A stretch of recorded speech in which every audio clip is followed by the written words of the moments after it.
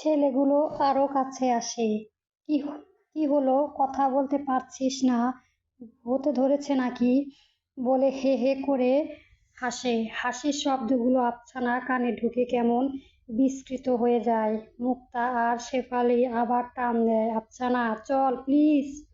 কিন্তু আফসানা তখনও নড়ছে না, সে শুধু তাকিয়ে আছে। আর ছেলেগুলো সেই দৃষ্টিতে আরো উস্কে দেয়। একটার পর একটা কটূক্তি ছুড়ে দিতে থাকে। ছেলেগুলো তখন একের পর এক করে আফসানা নাম ধরে ডাকতে থাকে। কথাগুলো আর শুধু কটূক্তি থাকে না, তা হয়ে ওঠে ইচ্ছে করে আঘাত করার চেষ্টা। এই আফসানা শুনছিস? এত ভাব দেখাস কেন রে? রাতে কি ঠিকঠাক ঘুম হয় না নাকি? এই কথাগুলো শোনা মাত্রই আফসানার শরীর কেঁপে ওঠে। তার ভেতরে রাগটা যেন আর বাধা মানে না। হঠাৎ সে সামনে এক পা বাড়ায়। ঠিক তখনই মুক্তা আর শেফালি দুই দিক থেকে ঝাঁপিয়ে পড়ে তার দুই হাত চেপে ধরে। আরে ছাড়! মুক্তা প্রায় কাঁদো কাঁদো গলায় বলে, তুই কি পাগল হয়ে গেছিস নাকি আফসানা? ওরা খারাপ ছেলে, ওরা যা করছে তাতে তুই ওদের কিছুই করতে পারবি না। শেফালি শক্ত করে ধরে রেগে দ্রুত বলে, শোন আফসানা, ওদের মতো হাতে হতে যাস না। ওরা খারাপ, তাই বলে তুই নিজেকে নষ্ট করবি কেন? চল বাড়ি যাই প্লিজ। কিন্তু ছেলেগুলো থামে না। ওরে দেখ দেখ, রাগ উঠেছে, কি করবে? মারবি নাকি? হাসি, কটূক্তিতায় তাচ্ছিল্য সব মিলিয়ে কথাগুলো এমন জায়গার পেছনে যা যেখানে আফসানা মাথার ভেতর আর কোনো শব্দ ঢোকে না।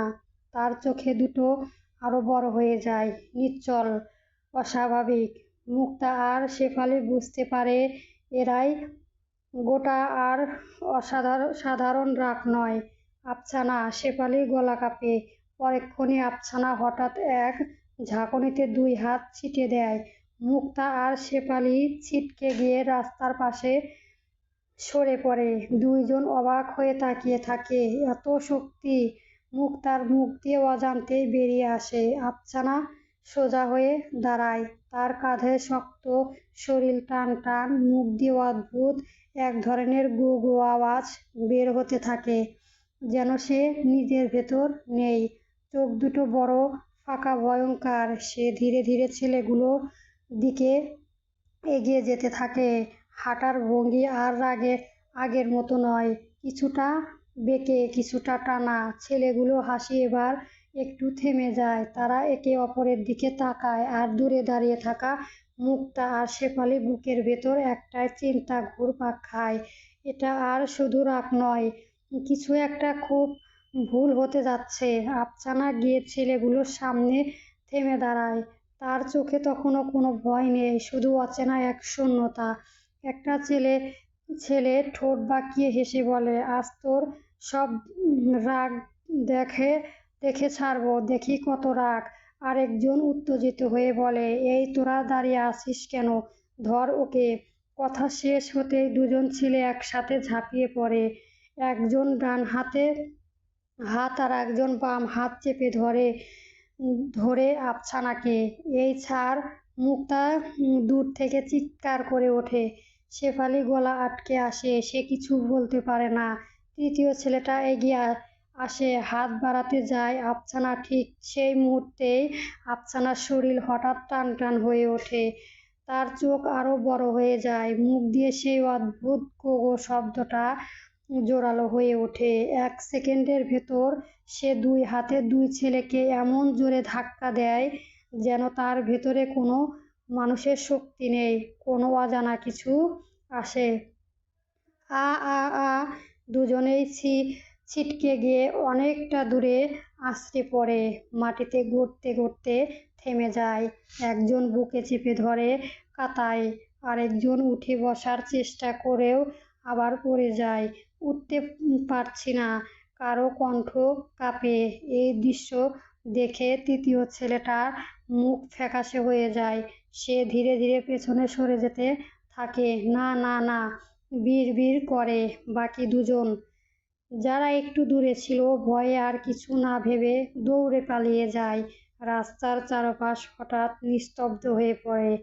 আফসানা তখনও দাঁড়িয়ে আছে, হাঁপাচ্ছে না, কাঁপছে না, শুধু তার চোখে দুটো স্থির বাঁকা, যেন সে বুঝতে পারছে না একমাত্র কি হয়ে গেল। দূরে দাঁড়িয়ে থাকা মুক্তা আর শেফালির শরীর ঠান্ডা হয়ে আসে। মুক্তা ফিসফিস করে বলে, শেফালি, এটা কি আফসানা না? শেফালির চোখে পানি জমে ওঠে। তার মনে একটাই ভয়, যদি এই শক্তিটা আবার ফিরে আসে তাহলে আর কেউ হয়তো তাকে থামাতে পারবে না। মুক্তা আর শেফালি আর দেরি করে না। দুইজন দৌড়ে আফসানার কাছে যায়। আফসানা শেফালি কাপা গলায় বলে, তুই ঠিক আছিস তো? আফসানা ধীরে ধীরে চোখ ঘোরায়, তার দৃষ্টি একটু ঝাপসা, গলায় ভারী করে বলে, আমার শরীরটা কেমন জানি লাগছে, মাথা ঘুরছে। এই কথা দুজন আরো ভয় পেয়ে যায়। মুক্তা দ্রুত বলে, চল, আর দাঁড়িয়ে থাকিস না। শেফালি এক পাশে, মুক্তা আরেক পাশে, দুজন মিলে আফসানাকে ধরে হাঁটতে থাকে। আফসানার পা যেন ঠিক মতো মাটি ছুঁতে চায় না, শরীর ভারী, চোখ আধার বন্ধ। কিছুক্ষণ পর তারা আফসানার বাড়ির সামনে পৌঁছায়। আফসানাকে এভাবে দেখে মা আর উর্মি একসাথে তাকে ওঠে। কি হয়েছে? মা দৌড়ে এসে ধরে আফসানা, কি হয়েছে তোর? উর্মির মুখ ফ্যাকাশে, হঠাৎ এমন কেন? কোথায় লেগেছে? মুক্তা আর শেফালি একে অপরের দিকে তাকায়। তারপর মুক্তা দ্রুত বলে, খালা, স্কুল থেকে ফেরার পথে হঠাৎ ওর শরীর খারাপ হয়ে যায়, মাথা ঘুরছিল, তাই আমরা ধরে নিয়ে এসেছি। শেফালির মাথা নেড়ে সরে দেয় হঠাৎ খালা, তাই আর দেরি না করে নিয়ে এলাম। মা আর কিছু জিজ্ঞেস করার আগেই আফসানা নিজেই ফিসফিস করে বলে, মা, আমি ঠিক আছি, একটু দুর্বল লাগছে শুধু। মায়ের বুক থেকে যেন ভারী পাথরটা একটু নামে। তিনি আফসানা মাথায় হাত বুলিয়ে দেন। আয় মা, ভেতরে আয়। উর্মি পাশে দাঁড়িয়ে উদ্বিগ্ন চোখে তাকিয়ে থাকে। এখন কেমন লাগছে আফসানা? ভালোই, আফসানা আস্তে বলে। উর্মি তখন মুক্তা আর শেফালির দিকে ফিরে নরম গলায় বলে, তোমরা বসো, একটু পানি খেয়ে যাও। কিন্তু শেফালি তাড়াতাড়ি বলে, না ভাবি, আমাদের একটু তাড়া আছে, বাড়িতে যেতে হবে। মুক্তা বলে, হ্যাঁ ভাবি, আমরা তাহলে যাই। উর্মি আর জোর করে না, দুজনকে দরজা পর্যন্ত এগিয়ে দেয়। শেফালি যাওয়ার আগে একবার পিছনে তাকায়। আফসানা তখন মায়ের কাঁধে ভর দিয়ে দাঁড়িয়ে। শেফালির বুকের ভেতরটা হু হু করে ওঠে। সে জানে আজ তার শুধু মিথ্যে বলেনি, আজ তারা এমন একটা সত্য লুকিয়েছে যেটা সামনে গিয়ে আরো ভয়ঙ্কর রূপ নিতে পারে। দরজা বন্ধ হয়। ঘরের ভেতরে আফসানাকে নিয়ে মা আর উর্মি ব্যস্ত হয়ে পড়ে।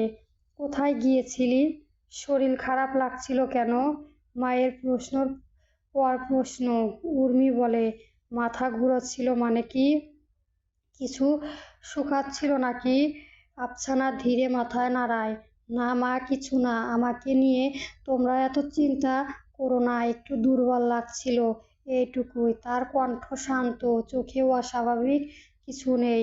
এই স্বাভাবিকতায় মাকে কিছুটা নিশ্চিত করে। সময় গড়িয়ে যায়। দেখতে দেখতে সন্ধ্যা নেমে আসে। উর্মি আর শাশুড়ি রান্নাঘরে ঢেকে, আর পাশের ঘরে পড়ার টেবিলে বসে আফসানা বই খুলে পড়তে থাকে। লাইটের নিচে তার ছায়া দেয়ালের কাঁপছে, নিশ্চুপ, শান্ত।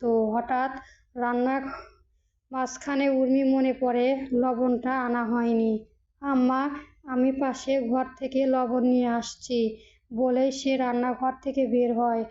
ঘরের দরজায় দাঁড়িয়ে উর্মি থমকে যায়। পড়ার টেবিলে ফাঁকা, তোয়ালটা একটু সরে আছে, বই খোলা, কিন্তু আফসানা নেই। আফসানা! উর্মি ডাকে, কোনো জবাব নেই। এক অজানা ঠান্ডা স্রোতে উর্মির শরীর বয়ে নেমে যায়। সে দৌড়ে রান্নাঘরে ফিরে আসে। আম্মা! গলা কাঁপে, আফসানা ঘরে নেই। মা প্রথমে বিশ্বাস করতে চায় না। কি বলছো? এই তো একটু আগেই পড়ছিল। দুজনে ছুটে যায় ঘরে। ঘর ফাঁকা, বারান্দার উঠান, ঘর, রান্নাঘরের পাশ, সবখানে খোঁজে। আফসানা, মা ডাকছে, কোথাও কোনো সাড়া নেই। সময় গড়তে থাকে, চারপাশে অন্ধকার ছেয়ে যায়।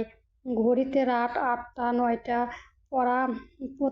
পাড়ার প্রতিবেশীরা জড়ো হতে শুরু করে। চারদিকে হইচই পড়ে যায়। মেয়েটা কোথায় গেল? সন্ধ্যার পর তো দেখিনি। রাত 10টা বাজে। খুঁজতে খুঁজতে মা আর উর্মি দুজনেই ক্লান্ত। মায়ের চোখ দিয়ে অনবরত পানি গড়িয়ে পড়ে। তিনি মাটিতে বসে পড়ে, বুক বুক চাপতে কাঁপতে থাকে। আমার একমাত্র মাইয়া, আফসানা, কোথায় গেলি রে মা? কি দোষ করেছিলাম আমি? উর্মি তাকে ধরে শক্ত করে জড়িয়ে ধরে। তার নিজের চোখেও পানি, কিন্তু গলা শক্ত রাখার চেষ্টা করে। আম্মা, আপনি কাঁদবেন না। আফসানা ঠিকই ফিরে আসবে। ও কোথাও যায়নি, নিশ্চয় কোথাও আছে। কিন্তু উর্মি নিজের বুকের ভেতরে ভয়টা কিলবিল করে ওঠে, কারণ তার কানে বারবার ভেসে ওঠে সেই তান্ত্রিকের গম্ভীর কথা। ওই জিনিসটা যে কোনো সময় আবার ফিরে আসতে পারে। চারদিকে যেন ক্রমেই অচেনা অচেনা হয়ে ওঠে। এক বাড়ি, দুই বাড়ি পাড়া পেরিয়ে পাশের গলিগুড়াতেও খোঁজ চলে। কেউ টর্চলাইট হাতে, কেউ মোবাইল আলো জ্বালায় নিয়ে ডাকতে থাকে, আফসানা, মা ডাকছে রে। কোথাও কোনো পায়ে শব্দ নেই, কোথাও কোনো জবাব নেই। ঠিক তখনই উঠানে পায়ে শব্দ। আরিয়ান বাড়ি ফিরে আসে। চারপাশে হইচই, মানুষের ভিড়, মায়ের কান্না। সব দেখে সে সব থমকে যায়। কি হয়েছে? গলা ভারী হয়ে আসে তার। উর্মি দ্রুত এগিয়ে গিয়ে বলে, আরিয়ান, তোমার ছোট বোন আফসানাকে কোথাও খুঁজে পাওয়া যাচ্ছে না। এই কথাগুলো শুনেই আরিয়ান বুকের ভেতরটা ধপ করে ওঠে। কি মানুষ খুঁজে পাওয়া যাচ্ছে না? সেটা তাড়াতাড়ি বলেই হয়তো কোথাও গিয়েছে, হয়তো পাশে কারো বাড়িতে। মা কান্নার ফাঁকে বলে ওঠে, সব জায়গায় খোঁজা হয়েছে রে। পাশের বাড়ি, আত্মীয়, পরিচিত, আফসানা কোথাও নেই। পরিচিত আফসানা কোথাও নাই। উর্মি বলে, একটু আগেও আফসানা ঘরে ছিল, পড়ার টেবিলে বসে পড়ছিল। এই অল্প সময়েও কারো বাড়ি যাবে? এটা কিভাবে সম্ভব? আরিয়ান আর কিছু বলে না, তার মুখ শক্ত হয়ে যায়। চোখের ভেতর দুশ্চিন্তার ছায়া ঘনিয়ে ওঠে। চলে চলো আবার খুঁজি। আরিয়ান নিজেও দলে যোগ দেয়। গলির পর গলি, মাঠের ধারে, রাস্তার মোড়, সবখানে তারা ডাকতে থাকে, আফসানা, শুনতে পারছিস? বাড়ি আয়। কিন্তু রাত যত গভীর হয়, নিস্তব্ধতাও তত ভারী হয়ে নামে। কেউ ফিস ফিস করে বলে, এত রাতে মেয়েটা গেল কোথায়? আরিয়ান দাঁতে দাঁত চেপে থাকে। উর্মির বুকের ভেতরটা হু হু করে ওঠে। আমার মায়ের কান্না থামেই না। আমার মায়েরার এমন এমন না, ও আমাকে ছেড়ে কোথাও যাবে না। আফসানা, মা ডাকছে রে। উর্মি তাকে শক্ত করে ধরে রাখে। আম্মা, শক্ত হন, ও ফিরে আসবে। আফসানা আমাদের ছেড়ে যাবে না। কিন্তু উর্মি নিজেকে, মনেই একটা প্রশ্ন ক্রমেই বড় হতে থাকে। যদি আফসানা নিজে না গিয়ে থাকে, যদি যদি কেউ বা কিছু তাকে ডেকে নিয়ে যায়। দূরের অন্ধকারে হঠাৎ কুকুরের ডাক শোনা যায়। আরিয়ান মাথায় ভেতরটা হঠাৎ খুব দ্রুত কাজ করতে থাকে। সে উঠে দাঁড়িয়ে বলে, আর দেরি করলে চলবে না। মসজিদে মাইকে খবর দিতে হবে। উর্মি আর মায়ের চোখ একসাথে আশা আর ভয়ের ভেসে ওঠে। কয়েকজন প্রতিবেশী সায় দেয়। আরিয়ান দৌড়ে যায় মসজিদের দিকে। কিছুক্ষণ পরই নিস্তব্ধতা, রাত কেঁপে ওঠে মাইকের শব্দ। মসজিদের ইমাম সাহেব বলছে, সবার দৃষ্টি আকর্ষণ করছি, আমাদের এলাকায় নবম শ্রেণীর ছাত্রী আফসানা নিখোঁজ। বয়স প্রায় বছর প্রায়। সন্ধ্যার পর থেকেই তাকে পাওয়া যাচ্ছে না। কেউ যদি কোথাও দেখে থাকেন, অনুগ্রহ করে এই বাড়িতে বা মসজিদে খবর দিবেন। মাইক বন্ধ হবে, কিন্তু শব্দটা যেন চারপাশে ভেসে ভেসে রয়ে যায়। গাড়িতে রাত 12টা বাজে। কেউ ভাতের কথা মনে নেই। চুলায় আগুন নিভে গেছে। ঘরের ভেতর ভারী নিস্তব্ধতা। হঠাৎ আফসানার মা আর নিজেকে ধরে রাখতে পারে না। তিনি মাটিতে বসে পড়ে, দুই হাত দিয়ে বুক চাপে কাঁদতে থাকে। আল্লাহ, আমার মাইয়াটা কোথায়? আমি কি অপরাধ করলাম? আফসানার মা ছাড়া রে উর্মি তাকে জড়িয়ে ধরে। তার নিজের খোঁজও ভিজে যায়, তবুও সে শক্ত থাকার চেষ্টা করে।